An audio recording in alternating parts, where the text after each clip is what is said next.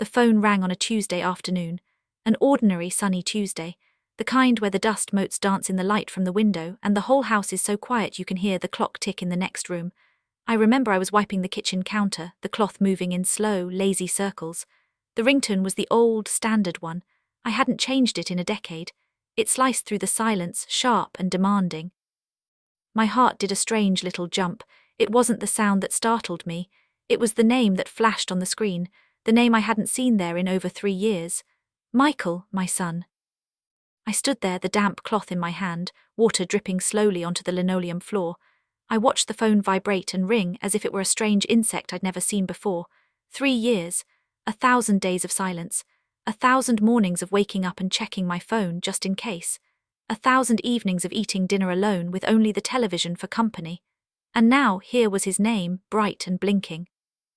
When my daughter-in-law told me to leave all those years ago, I smiled instead of crying. I packed my bags with a calm that surprised even me. I didn't want to make it harder for them. I told myself it was for the best, but that smile, it cost me everything. And now he was calling. I picked up the phone, my hand was steady. My voice when I said hello was calm, but inside my whole world was tilting. "Mom," he said, just one word. His voice was older, tighter. It held a weight I didn't recognize. That's where our story begins, or perhaps where it begins again. But to understand that phone call, you have to understand the silence that came before it. You have to go back to the beginning, to the family we once were, before everything changed.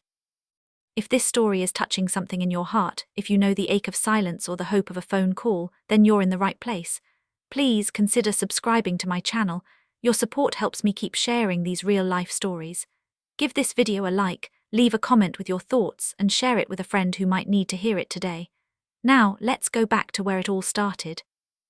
I was a young mother once. Can you believe it? It feels like a story about someone else now. Michael was my only child, my miracle baby after years of hopping. His father, my David, passed away when Michael was just 10. A sudden heart attack, like a thunderclap on a clear day. It was just the two of us after that, me and my boy against the world. We were close, so very close.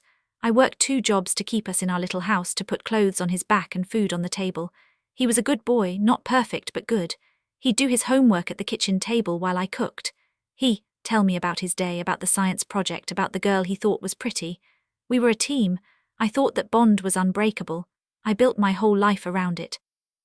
Then he grew up. He went to college, met Sarah.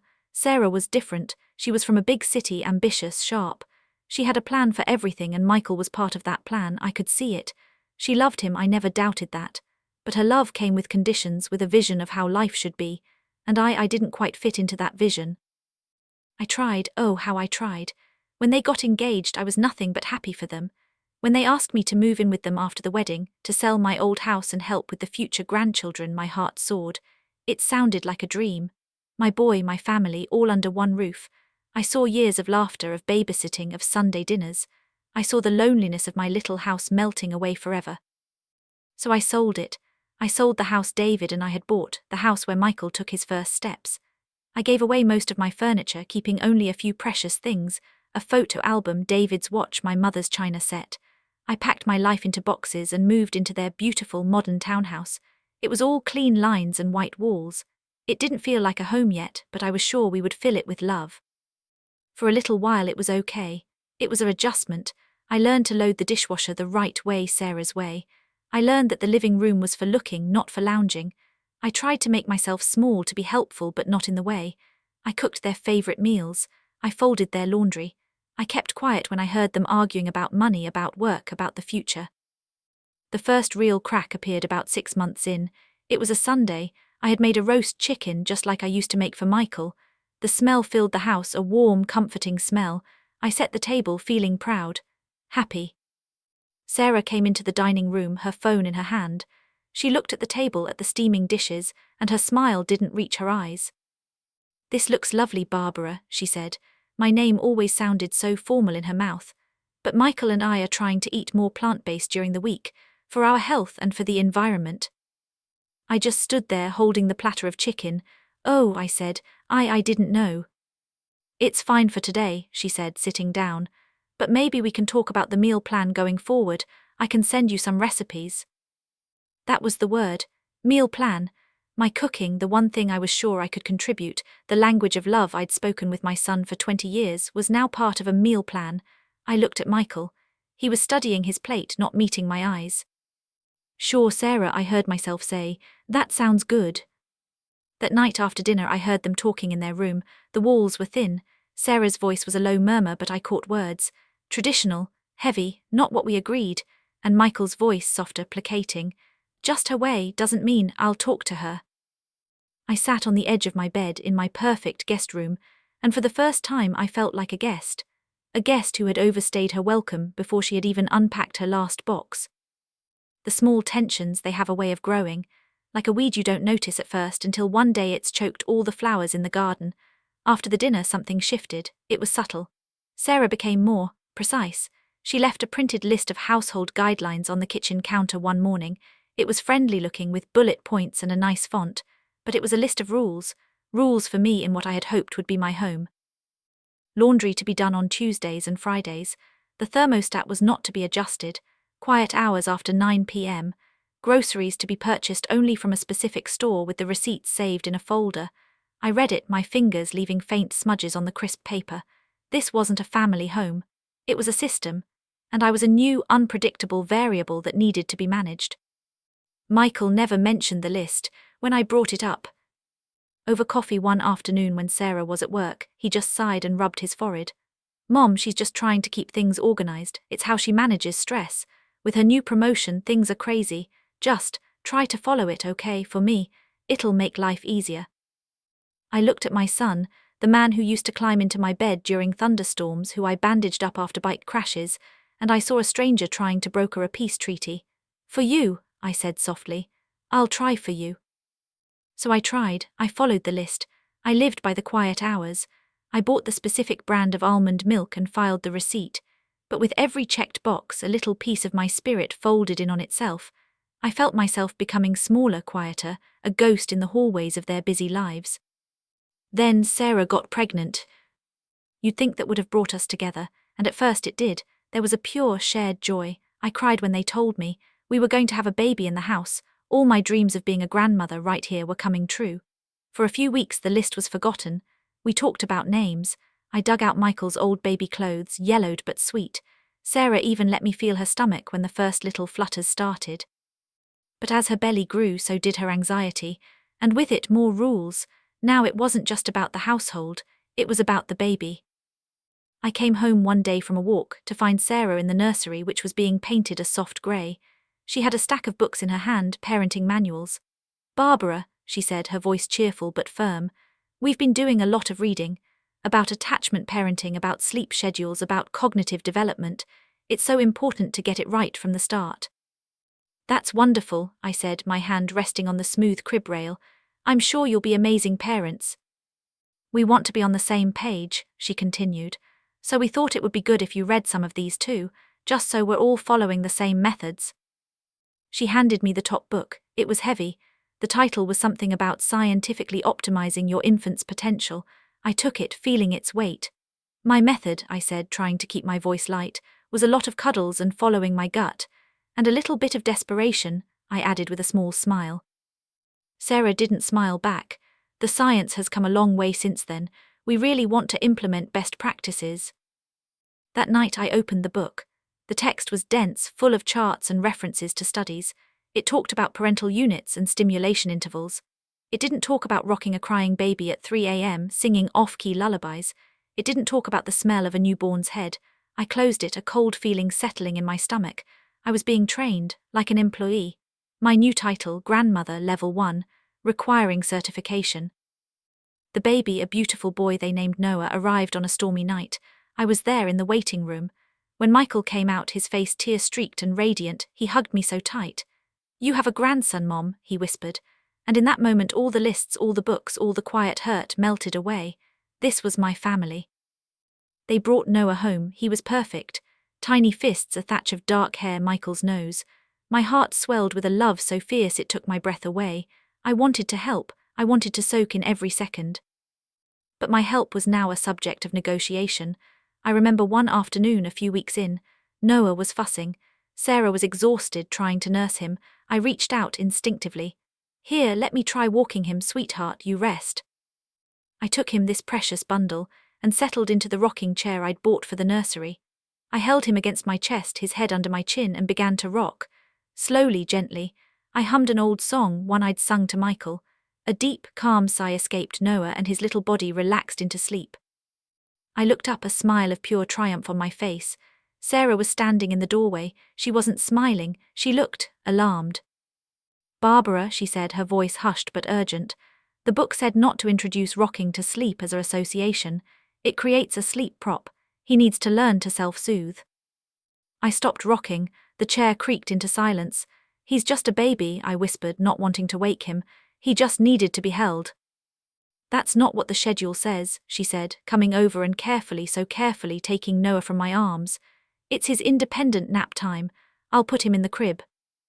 She laid him down in the stark, empty crib. He immediately stirred, his face scrunching up. A thin wail filled the room. Sarah stood over him, watching the baby monitor, her hands clenched at her sides. He needs to learn, she repeated, more to herself than to me. I stood up, my arms feeling terribly empty. I walked out of the nursery, past Michael, who was hovering in the hall. She's following the plan, Mom, he said softly, helplessly. I just nodded and went to my room. I sat on the bed and listened to my grandson cry.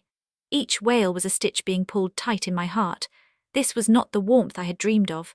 This was a cold, quiet war, and the battlefield was my grandson, and the casualty was my place in this family. The distance between Michael and me grew wider with every passing day. He was torn, I could see it, but his loyalty, his life, was with Sarah and Noah now. I was part of the past, a past that was messy and emotional and didn't fit the clean, efficient future they were building. The breaking point when it came wasn't a loud explosion. It was a quiet, final sentence, and it came from the person I least expected to say it. The breaking point came on an ordinary Thursday. It's funny, the worst days of your life often don't arrive with thunder and lightning. They come with the same sun in the sky, the same birds chirping outside. They feel normal until they don't. Noah was about 4 months old. I'd learned mostly to stay in my lane. I followed the nap schedule posted on the fridge. I prepared the precisely measured, pureed vegetables Sarah left instructions for. I played with Noah only during his designated interactive play window, using the approved high-contrast flashcards. I felt like a robot programmed for grandmothering, but I did it because I got to see his smile. I got to hold him, even if it was on a strict timetable. That Thursday, Sarah had a big meeting downtown. Michael was working from home. "Mom," he said, peeking into the living room where I was folding tiny socks, "could you watch Noah for about an hour? I have a critical video call I can't miss." Sarah's mom was supposed to come, but she's stuck in traffic. My heart gave a little leap. An hour alone with my grandson, no schedule, no watchful eyes. "Of course," I said, trying to sound casual. "We'll be just fine." Michael looked relieved. "Thanks." He just had his bottle. He should be happy for a while, just you know. He didn't finish the sentence. "Just follow the rules," hung in the air between us. "I know," I said. He went into his office and closed the door. The house was quiet. Noah was in his bouncy chair, batting at a dangling toy. I finished the socks, then just sat on the floor next to him, watching him, really watching him, the way his brow furrowed with concentration, the delightful, gummy smile he gave when he connected with the toy, the sweet, milky smell of him. He started to fuss a little, rubbing his eyes. Tired but not quite ready to sleep. The schedule said his nap was in 30 minutes, but I looked at him, my grandson, and I saw a sleepy baby who needed a cuddle, not a schedule. I broke the rules. I picked him up. I didn't check the clock. I held him close, walking slowly around the living room, singing that same old song. I showed him the photograph of his daddy as a little boy on the mantelpiece. I let him grip my finger with his whole tiny hand. He nestled into my shoulder, his breaths becoming deep and even. He was asleep, warm and heavy against me. It was pure, perfect bliss. This was what I had sold my home for, this feeling. I must have lost track of time. The hour slipped away. I was sitting in the armchair, Noah peacefully asleep on my chest, when I heard the front door open. It was Sarah. Her meeting had finished early. She walked into the living room, dropping her briefcase by the door.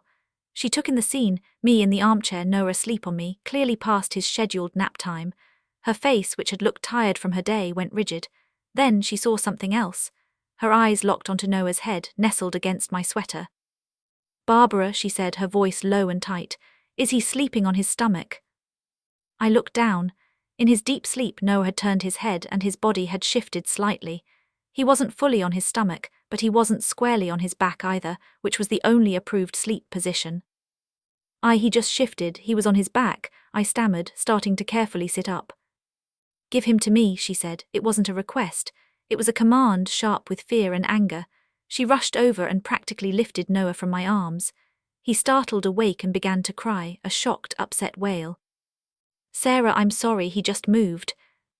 Sorry, she interrupted, bouncing a now hysterical Noah. Sorry, do you have any idea the risk of SIDS?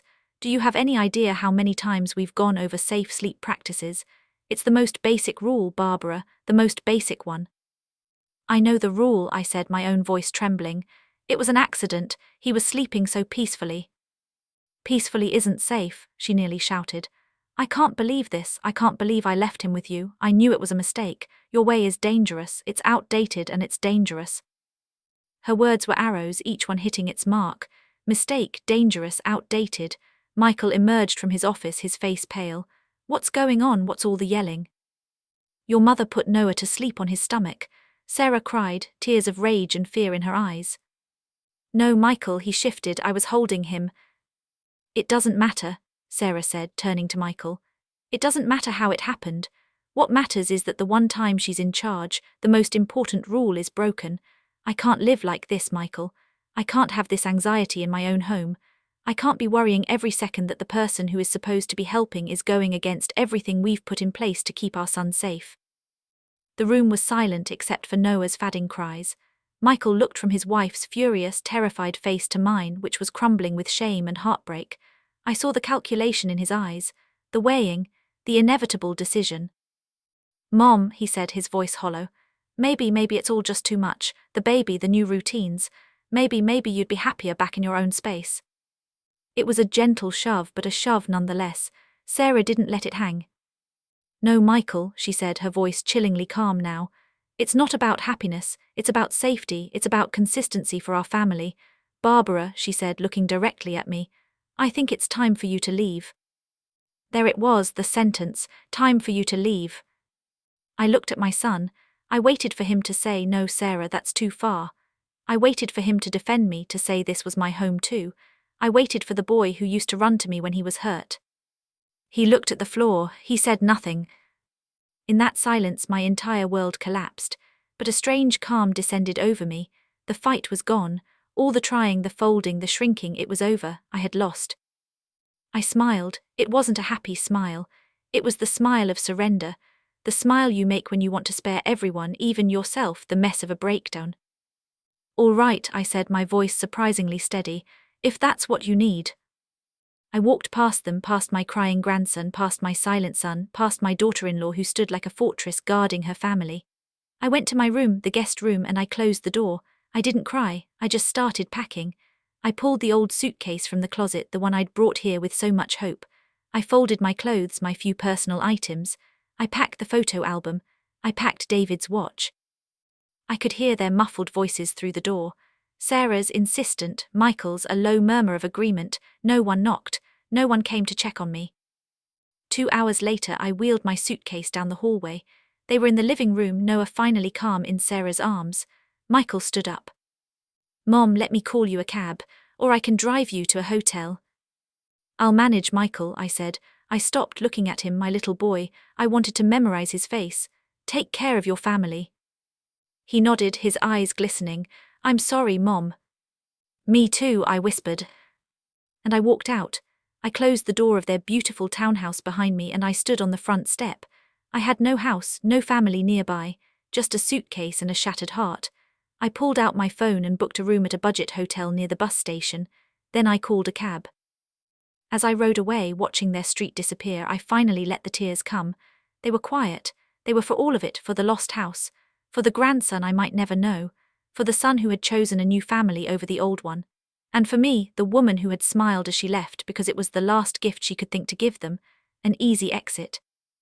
The silence began that day, a phone that never rang, a text thread that grew cold, birthdays and Christmases that passed with only a generic store-bought card signed with their names, 3 years of it. Until the phone rang on that quiet Tuesday afternoon. Mom. That one word from my son's mouth after all that silence held a universe of things. It wasn't the warm, casual, hey, Mom of years past. It was tentative. It was heavy, like he'd had to lift a great weight just to say it. Michael, I said, my voice was calm, a flat pond on a windless day. Inside, a storm was raging. Hello. There was a pause. I could hear him breathing. I could almost hear him thinking, searching for the right words. This wasn't a social call. How are you? He asked. The question felt absurd, hanging there in the space between us. How was I after being erased from his life for 3 years? I'm all right, I said, because it was the simple, expected answer. And you, Sarah, Noah, saying my grandson's name out loud sent a physical pang through my chest. Another pause, thicker this time. That's why I'm calling. His voice cracked on the last word. He cleared his throat. Mom, something happened. All the quiet anger, the stored-up hurt, the loneliness, it all froze. A mother's instinct is faster than any grievance. My hand tightened on the phone. What is it? What's wrong? It's Sarah, he said, and the dam broke. A sob tore through the phone line, raw and desperate. I hadn't heard my son cry like that since he was a boy. She's sick, Mom, really sick. He told me in broken sentences, between breaths that hitched with tears. It had started with fatigue, just feeling run down. Then tests, more tests. Words like oncologist and aggressive and treatment protocol. Sarah had been diagnosed just a few weeks ago. The world of meal plans and sleep schedules and color-coordinated closets had been obliterated by a single, terrifying word. She's starting chemotherapy next week, Michael said, his voice dissolving into a whisper. It's going to be hard. Noah doesn't understand. He's just a little kid. And I have to work, I have to take care of her, I have to be there for Noah. I don't know how to do all of it. I listened to the terror in my son's voice. I saw it all in my mind, the sterile hospital rooms, the fear in Sarah's eyes, my little grandson confused by a mother who was too sick to play. The image of Sarah standing in the nursery doorway, criticizing my rocking, flashed in my mind. But it was followed immediately by the image of her holding a newborn Noah, her face soft with exhausted wonder. I'm so sorry, Michael, I said, and I meant it with every fiber of my being. I'm so sorry. Mom, he said, the word choked with shame and need.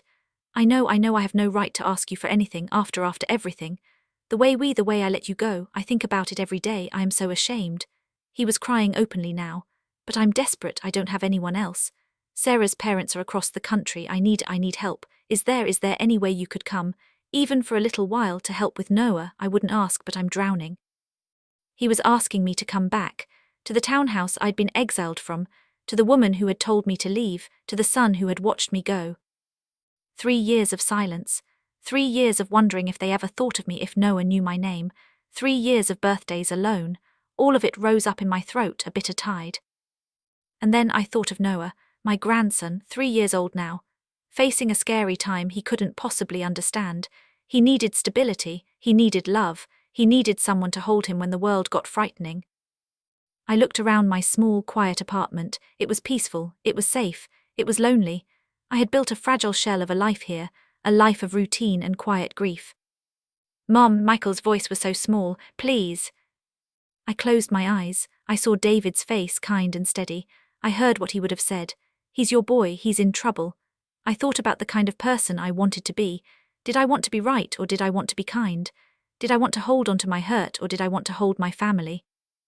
The smile I had forced on my face the day I left had been a mask of false peace. This decision felt different. It came from a deeper place. Tell me the date of her first treatment, I said, my voice clear and soft. I'll be there.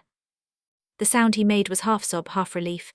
Thank you. Oh God, Mom, thank you. I'll text you the details, and Mom, thank you. We hung up. I placed the phone gently on the counter. The afternoon sun was still streaming in, the dust motes still dancing.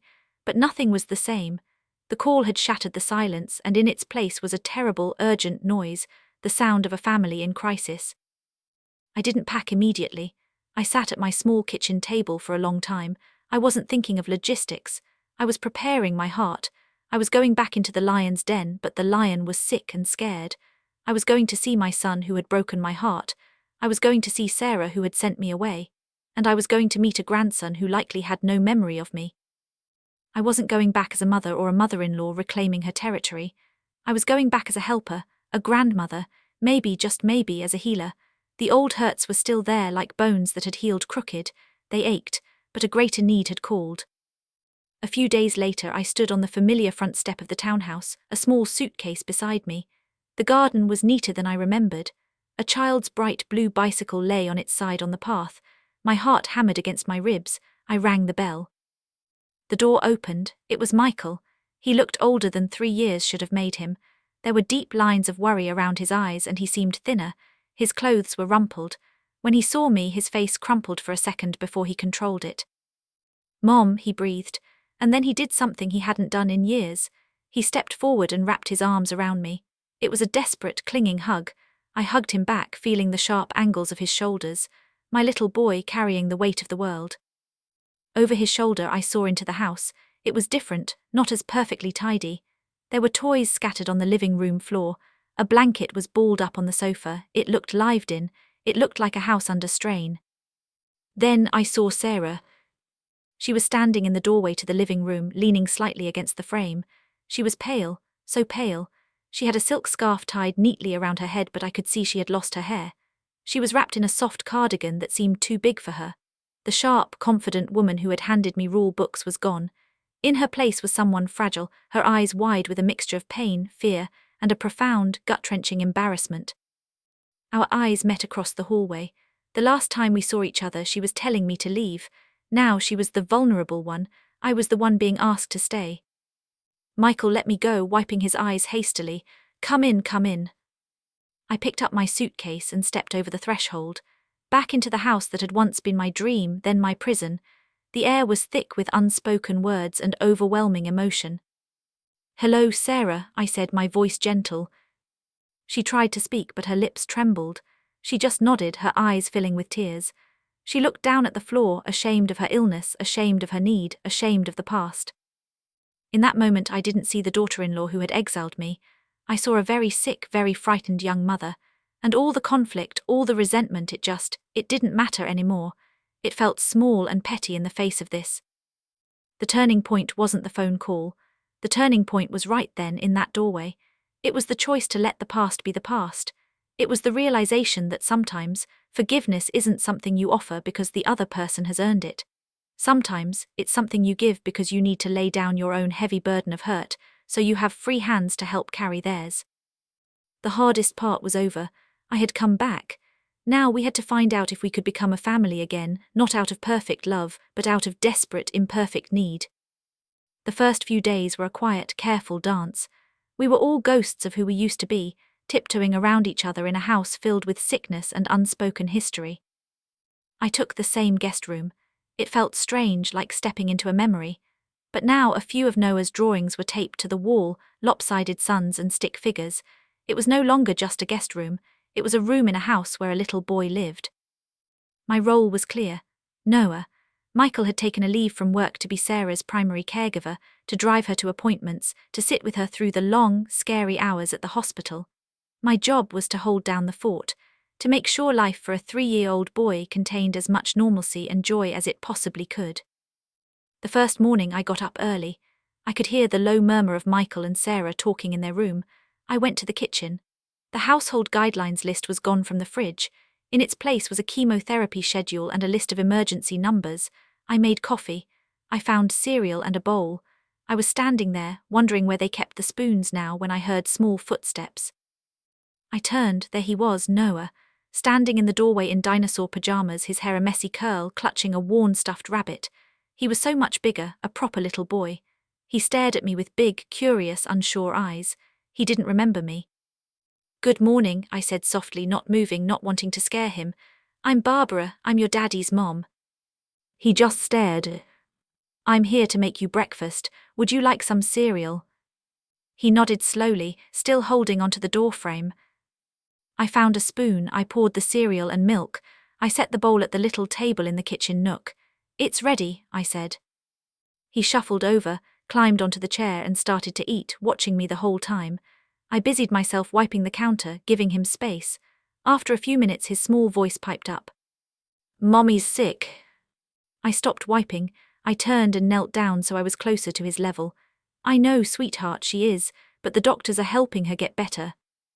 Daddy cries, he said matter-of-factly, a milk moustache on his lip. Daddy is worried. It's okay to be sad and worried when someone you love is sick. He considered this, digging for a particular cereal shape. Do you cry? The question was so direct, so pure. Sometimes, I said honestly. But right now I'm here to help, and to make sure you have a good day. What should we do after breakfast? That was the start. Our own little world, Noah and I, while Michael and Sarah were plunged into the clinical, frightening universe of medicine. We built forts out of blankets in the living room. We colored pictures to bring to Sarah's room. We took walks to the park, and I pushed him on the swing, listening to his laughter, a sound that felt like sunshine breaking through storm clouds in that heavy house. Sarah was mostly confined to her bedroom or the living room sofa, exhausted and nauseous from the treatment. I would bring her tea and plain toast, setting it on the side table without a word.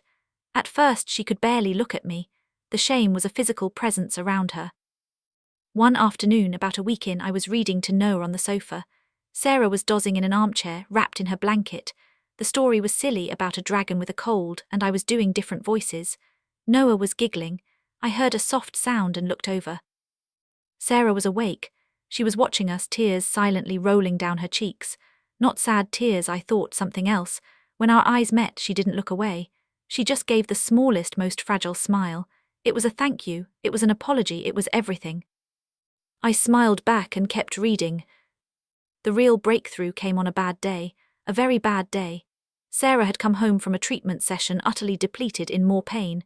She was shaky and couldn't keep anything down. Michael was trying to help her to the bathroom, his face etched with panic. Noah, sensing the tension, had started to whimper, clinging to my leg. Just go, Michael, Sarah suddenly snapped, her voice thin with pain and frustration. I can do it myself. She pushed his hand away, stumbled and barely caught herself on the wall. Michael looked utterly helpless. Noah began to cry in earnest. Michael, I said, my voice calm but firm, the voice I'd used when he'd skinned his knee as a child. Take Noah outside for 5 minutes, just to the backyard, get some air. He blinked, pulled from his spiral of worry by a direct order. He nodded, scooping up a crying Noah. Come on, buddy, let's go look for worms. When they were gone, I walked over to Sarah. She was leaning against the wall, her eyes closed, trembling with the effort of standing and the humiliation of it all. Sarah, I said quietly, let me help. She shook her head, a tear escaping. I don't want you to see me like this. I see a brave woman fighting a hard fight, I said. I offered my arm. And even brave warriors need a steady arm to lean on sometimes. She looked at me then, really looked at me. All her defenses were down. The rules, the control, the perfect plans, they were ashes. All that was left was raw human need. Slowly she let go of the wall and put her weight on my arm. I helped her to the bathroom, waited outside, then helped her back to bed. I smoothed the covers and brought her a fresh glass of water with a straw. Barbara, she whispered as I turned to leave. I stopped. I was so wrong about everything, I'm so sorry. I sat on the edge of the bed. The apology I had once fantasized about hearing now just felt sad. We were all in a different place then, I said. We were all trying to build a family, just in very different ways. You don't have to carry that now. Your only job is to get better. She reached out a thin hand and placed it over mine. Her skin was cool. Thank you, she breathed. For coming, for being here for him. She meant Noah. That was the moment the last wall crumbled. We weren't mother-in-law and daughter-in-law anymore. We were two women in a trench, and the battle was for her life. Life settled into a painful but purposeful rhythm. I became the anchor. I cooked simple meals that sometimes, on good days, Sarah could keep down. I did the laundry, which now consisted of soft pajamas and small t-shirts stained with finger paint. I was the one who remembered to water the plants, to pay the cleaner, to order more of the special mouthwash the hospital recommended. Michael began to talk to me again, not as a son tiptoeing around a parent, but as an equal sharing the burden. He'd pour us both a cup of tea late at night, after Sarah and Noah were asleep, and he'd tell me about the prognosis, the doctor's hopes, his own fears. We talked about David. We talked about when he was a boy. We even tentatively talked about the day I left. I have hated myself for that every single day, he said, his head in his hands. I was weak. I was trying to keep the peace, and I lost my mother instead. You were building your family, I said. It's a hard thing to do. I expected to always be at the center of it, and that wasn't fair either.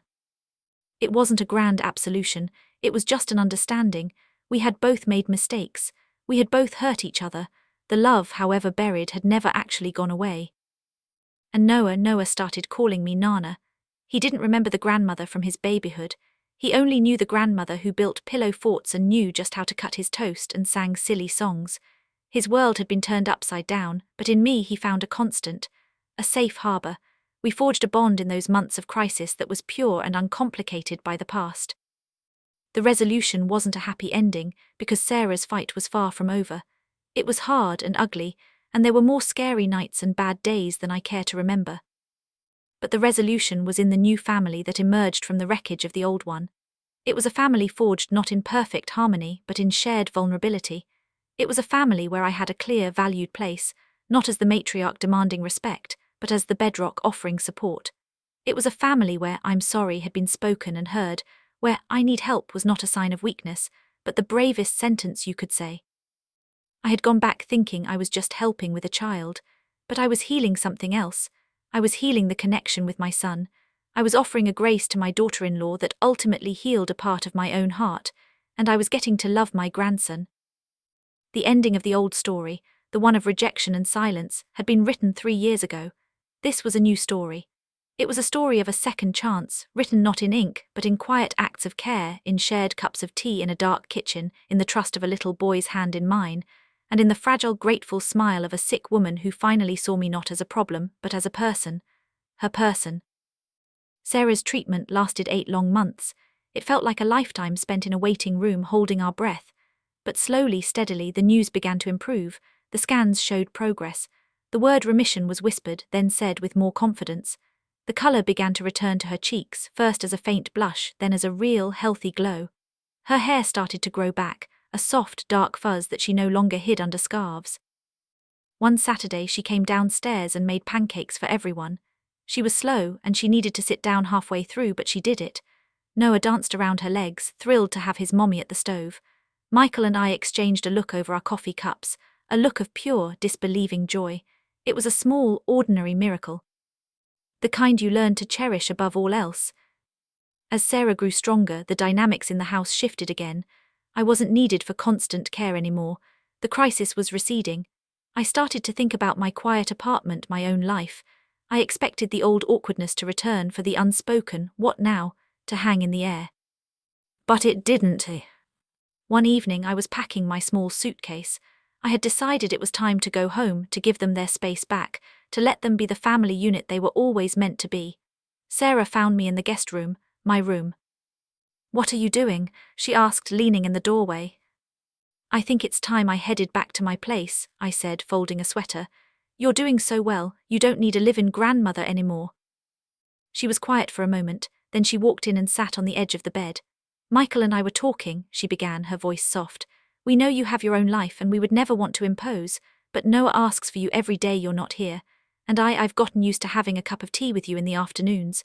Michael laughs more when you're around." She looked at her hands, then up at me, her eyes clear and sincere. "This house, it felt so cold before. When you were gone, and even when you were here at first because of me, it doesn't feel cold anymore. We were wondering, would you consider staying, not in the guest room? We want to turn the den into a proper suite for you, your own space, but here, with us." I stopped folding. The offer hung in the air, so different from the household guidelines of years past. This wasn't a transaction, it was an invitation, a plea from the heart. "You don't have to answer now," she said quickly, seeing my shock. "Just think about it. This is your home if you want it to be, for real this time." I didn't need to think about it, I already knew. My apartment was a shell. This, with its scattered toys and hospital bracelets saved in a drawer and the sound of my grandson's laughter in the hall, this was messy and complicated and alive. This was home. "I'd like that," I said, and my voice cracked. "Very much." So I stayed. The den became my little haven, with my own books, David's picture on the dresser, and a door I could close. But the door was almost always open. Life found its new normal. Sarah went back to work part-time, her perspective forever changed. She no longer talks about optimization or perfect schedules. She talks about moments, about watching Noah build a sandcastle, about the taste of ripe strawberries. She hugs me now freely. We shop together. We sometimes even disagree, but it's a respectful disagreement, not a power struggle.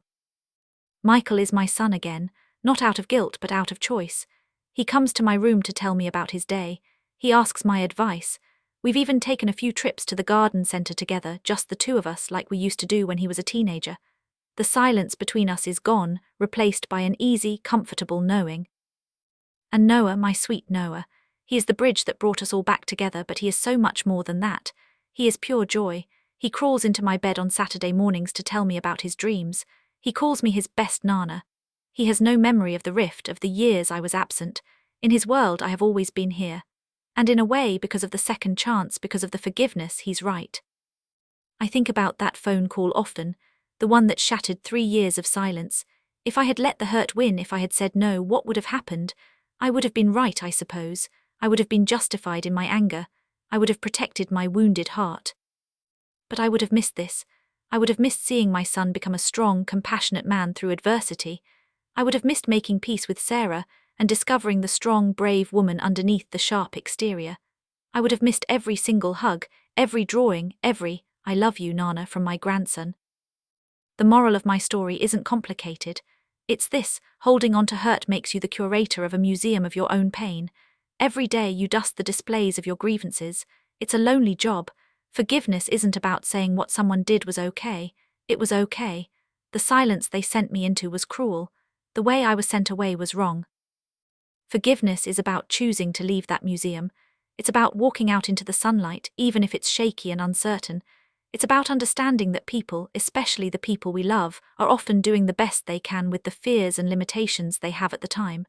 Sarah was afraid of being a bad mother. Michael was afraid of losing his new family. I was afraid of being alone. We were all acting out of fear. The call came from a place of their fear, too, a terrifying life and death fear. It gave us a chance to see each other differently, to be better. My life now is not what I pictured all those years ago when I sold my house. It's better, it's richer, it's more real. It has scars, but scars are just proof you healed. If you are listening to this and you are in a season of silence, of hurt, I am not going to tell you it's easy to pick up the phone. I am not going to tell you to just get over it. Your pain is real. Your boundaries are important. But I will tell you this: sometimes the bravest, strongest thing you can do is to leave the door to your heart just slightly ajar. Not flung wide open for more hurt, but unlocked, just in case. Because people can change. Circumstances can change. And a call in the middle of a quiet Tuesday afternoon can be the beginning of a new story, a story where you get to build something beautiful from the broken pieces of the old. My name is Barbara. I am a mother-in-law, a Nana, and I am so very glad I answered the phone. If this story of silence, forgiveness, and second chances touched you, please let me know in the comments below. What resonated with you? Have you ever faced a similar crossroad in your own life? Your stories connect us all. If you'd like to hear more real-life journeys like this one, please subscribe to my channel, Voices of Auntie Me. Give this video a like if it moved you, and share it with a friend who might need to hear about the power of leaving a door unlocked. Thank you for listening, and for being part of this quiet corner of the world. Until next time, be gentle with your heart.